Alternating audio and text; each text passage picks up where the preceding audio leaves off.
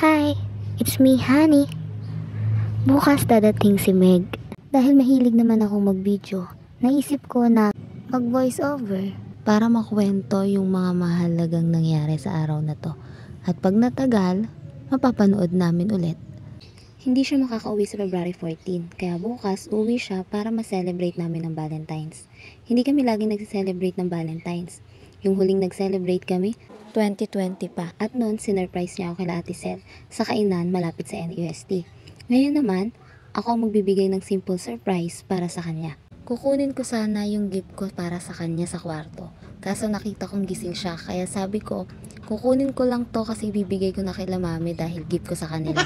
Lumabas ako kunwari ng kwarto, pero iniwan ko muna yung cellphone ko na naka-video na nakatutok sa kanya.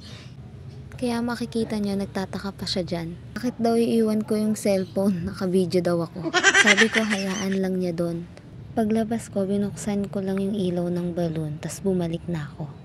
Hindi pa nga niya napansin na bumalik na ako dyan. Tingnan mo, tuwang-tuwa pa siya. Hindi ko alam kung anong ginagawa niya.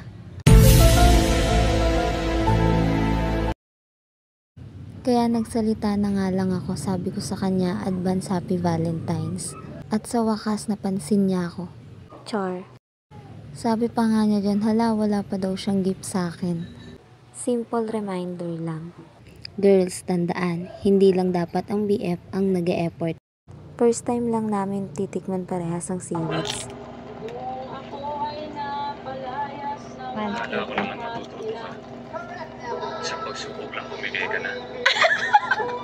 Pero Lasang tinapa! Yun lang, bye!